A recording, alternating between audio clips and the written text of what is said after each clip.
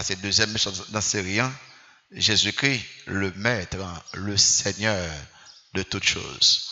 En nous, regardez le deuxième message là, c'est la présentation de la personne de Jésus par l'apôtre Jean. Alors, à peu près dans Jean, chapitre 1er, Jean 1er. Allez là avec moi, Jean, chapitre 1er.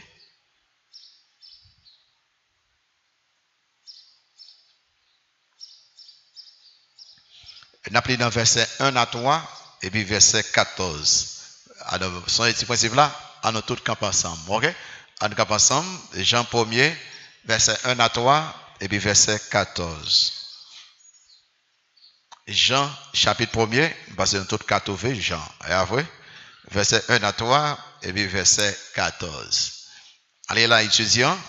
Au commencement était la parole, et la parole était avec Dieu, et la parole était Dieu. Elle était au commencement avec Dieu. Toutes choses ont été créées par elle, et rien de ce qui a été fait n'a été fait sans elle. Verset 14.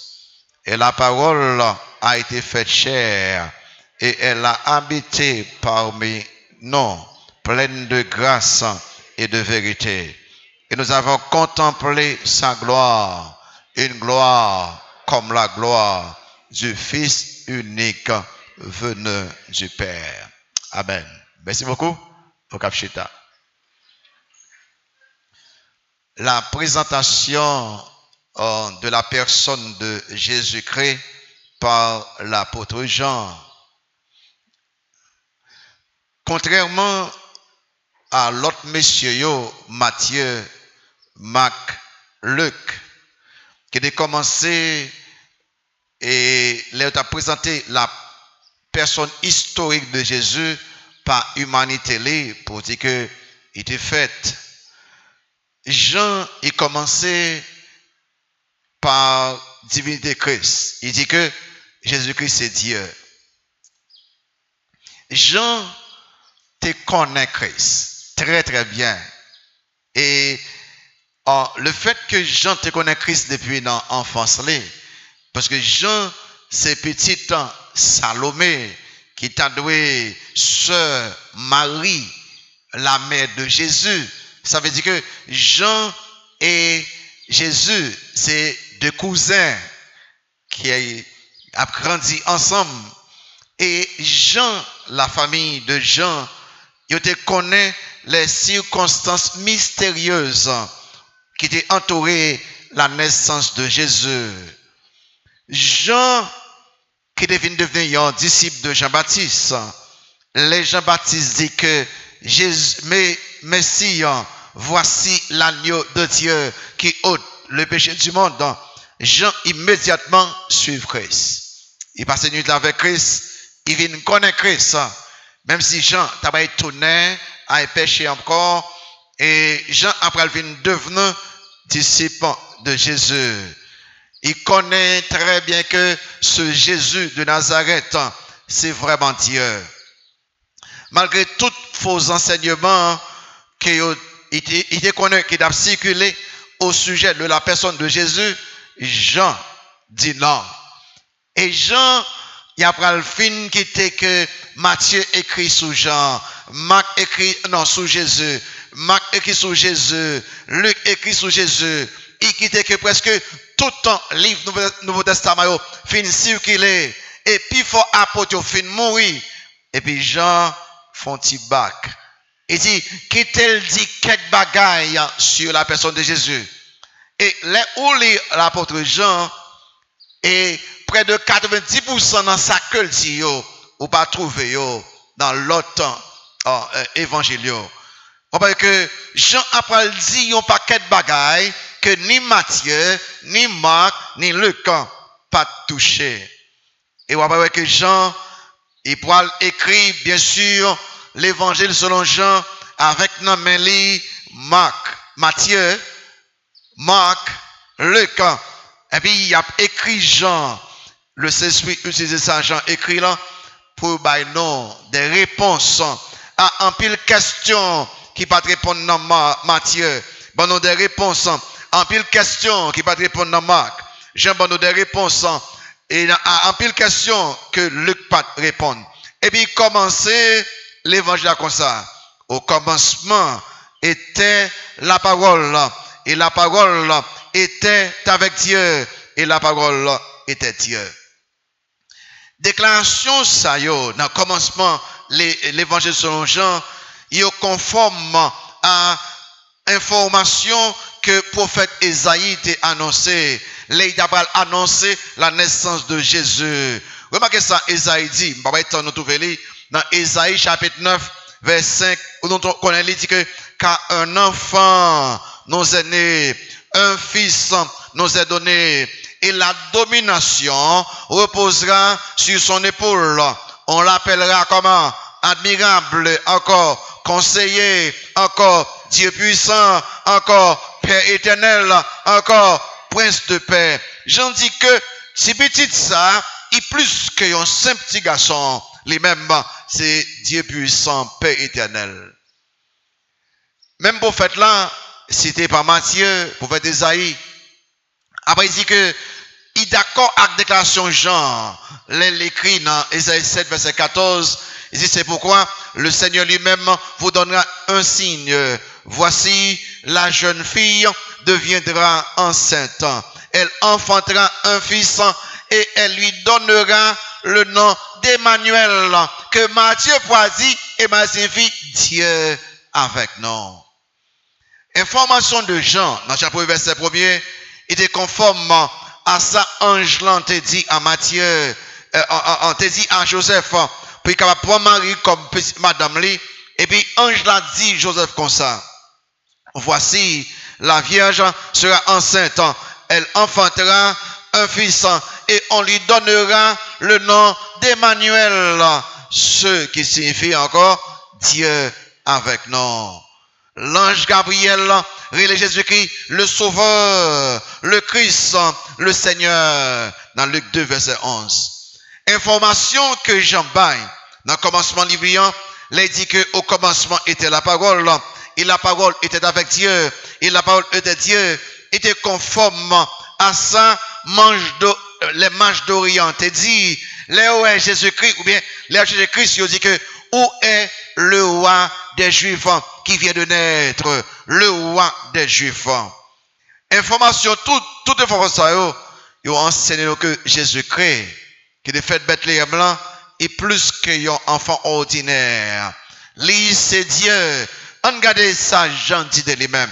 Jean, dans Jean 1er, verset 1 à 3, vers 14 ans, on a 5 informations de la personne de Jésus-Christ. Numéro 1, Jean dit que Jésus-Christ est éternellement Dieu. Jésus-Christ est éternellement Dieu. Il dit que au commencement. Jésus-Christ est éternellement Dieu. Au commencement. Au commencement, là, c'est même au commencement de Genèse, verset 1er, les Moïse écrit, dit que au commencement, Dieu créa. Jean utilisé l'expression ça, non sens absolu, pour évoquer le commencement de l'univers matériel, spatio-temporel. C'est-à-dire que il pas dit puis by de commencement de Jésus-Christ. Il employait terme ça, puis by de commencement de l'univers. Même quand Jésus-Christ existait de toute l'éternité, commencement universel, les gens font déclaration ça, les marquent très bien les au commencement. Les Jésus qui fait à Bethléem, c'est pas le début de l'existence là, et simplement le début de sa vie humaine.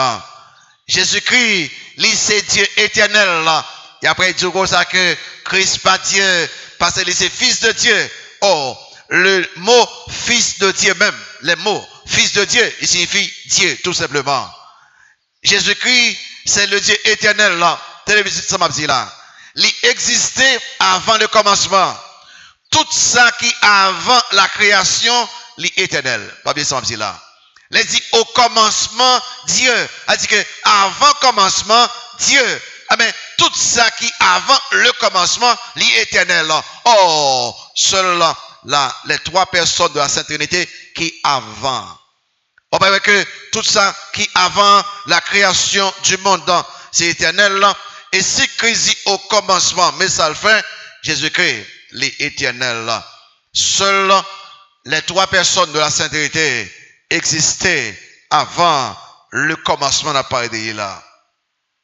Jean font une deuxième information. Il pas seulement dit Jésus-Christ est éternellement Dieu, mais il dit Jésus-Christ est également Dieu.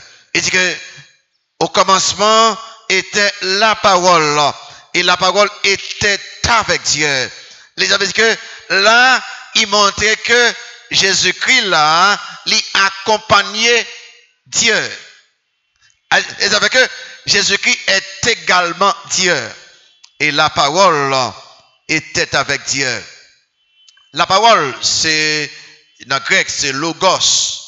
Logos, la parole, ici, il n'y a pas la même signification que ça, les philosophes grecs te baillent. Les philosophes grecs, ils prennent logos comme une force créatrice, une force, une source de sagesse, un principe impersonnel de raison, un principe impersonnel qui régit l'univers. Les Grecs ont employé logos, ils voulaient parler d'une force qui a dirigé l'univers, mais son force impersonnelle.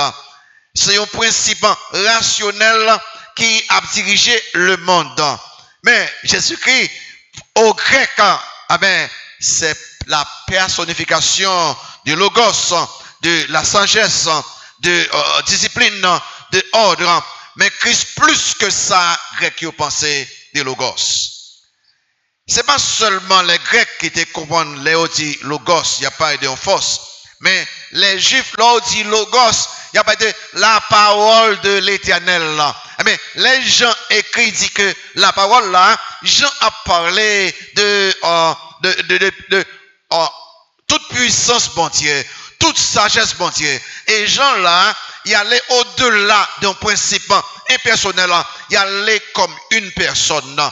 Logos là, c'est Christ, c'est la toute puissance de Dieu, la sagesse de Dieu. Jésus-Christ là, il est plus que logos, philosophe grec, c'est une personne que lié, c'est il y a une personne de la Sainte Trinité. Logos là, c'est Jésus-Christ. La deuxième personne de la Sainte Trinité, c'était en intime communion avec le Père de toute éternité. Bien que Jésus-Christ, il t'a joui tout plaisir au ciel là, les splendeurs du paradis céleste de toute éternité. Et Christ plus tard, après abandonné, placé dans le ciel là, puis qu'il a fini de devenir monde. Et ça fait que plus tard, on va qui ça, Paul Poil dit de Christ. Eh bien, Jésus-Christ, Fab Samuel, est plus que un simple principe. Et plus que une simple raison. Et plus que une simple puissance. Jésus-Christ, c'est la deuxième personne de la Sainte Trinité. Son mystère pour bon Dieu vient vivre parmi nous-mêmes. Et ça a tellement marqué l'histoire. M'appelé ça, m'a cité là, mais ça, j'ai écrit, il dit que Socrate t'est enseigné pendant 40 ans. Platon t'est enseigné pendant 50 ans. Aristote t'est enseigné pendant 40 ans. Là, on prend 40 plus 50 plus 30, ça fait plus 40, d'accord, ça fait 130 ans. Et Jésus-Christ t'est enseigné seulement pendant 3 ans. Et si 3 ans d'enseignement chrétien dépassé infiniment en influence les 130 années combinées de l'enseignement de Socrate, de Platon et d'Aristote, les 3 plus grands hommes de l'Antiquité. Les grands peintres, tant que Raphaël, tant que Michelangelo et Leonardo da Vinci, ils ont tout le temps, ils n'ont pas inspiré par Aristote, Platon, Socrate, ils ont inspiré par Christ. Les grands poètes, tant que Dante, Milton et autres, ils ont été inspirés par Jésus-Christ. Les grands musiciens, tant que Handel, Beethoven, Bach, Mendelssohn, là, ils ont tout été inspirés par Jésus-Christ. Seulement 3 années d'enseignement. Mais unique contribution Jésus-Christ que aucun bagaille pas faire, aucun monde pas faire à la race humaine est le salut de l'âme. La philosophie pas qu'à sauver l'âme. Musique pas qu'à sauver l'âme. La science pas qu'à sauver l'âme. L'art pas qu'à sauver l'âme. Littérature pas qu'à sauver l'âme. Seul Jésus-Christ est capable de briser la puissance du péché et du diable. En pile monde, mais ça me dit qui est triste là. En pile monde admire Christ. Quelques monde veulent suivre Christ sans pas même connaître là. Mais seul un petit groupe monde ouvre cœur pour y diriger yo. En pile monde admire Christ. En pile monde veut suivre Christ sans pas connaître Christ tout bon. Seul un petit groupe ouvre cœur pour y capable quitter le diriger yo. Jésus-Christ, d'après Jean, lit éternellement Dieu. Jésus-Christ, d'après Jean, lit également Dieu. Il y a une troisième information, Jean Baye, non. Jésus-Christ est totalement Dieu. Il dit que au commencement était la parole.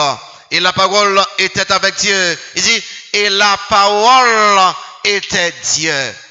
Les amis des témoins de Jéhovah, ils pourront prendre la Bible, ils traduisent et ils disent, et la parole était un Dieu. Pas possible dans grec, dans la traduction originale là, pas de possibilité pour ajouter article là. Et la parole était Dieu, tout simplement. Constitution grecque là, il est clair. Il souhaite que la parole là, est plus que logos que nous parlons de là, philosophe grec qui a parlé de là. Si la parole était Dieu, la parole est plus qu'une simple source d'information, de raisonnement. C'est une personne toute bonne. Ici, Jésus-Christ, il a essence, il a attribut de la divinité. Jésus-Christ, le Messie, lui-même, c'est bon Dieu que lui. En d'autres mots, le fait qu'il dit et la parole était Dieu, ça montre que il y a plus qu'une personne dans la Trinité. Il dit et la parole était Dieu, ça veut dire que Jésus-Christ, c'est une personne de la Trinité. Immédiatement, il faut connaître que là, la divinité, il y a plus qu'une personne là-dedans. Et ça veut que la Bible montre que nous-mêmes, croyants, nous adorons Dieu qui existait en 3 personnes. Dieu le Père, Dieu le Fils et Dieu l'Esprit. Et écoutez-moi tout ça bien. Pas aucun monde qui peut sauver s'il pas croit que Jésus-Christ est Dieu. Aucun monde ne peut sauver s'il pas croit. Pour ça, si vous ne pas croire que Christ est Dieu, ou pas un sauveur qui sauve vous. Faut que Jésus-Christ capable homme puis qu'à mourir, mais il faut qu'à Dieu puis qu'à lever après la mort pour voir la vie.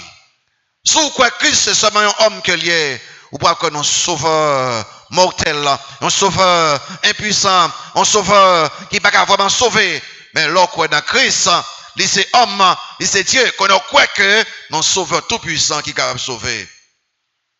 Le fait que Jésus-Christ, il dit qu'il était avec Dieu, il est important pour qu'après que, on va parler de ça plus tard, pour qu'après ça, Paul pourra dire, et dans Philippiens, tout dans Philippiens, il pourra faire une déclaration là, pour dire que c'est vrai, Jésus-Christ avant était homme, était déjà Dieu.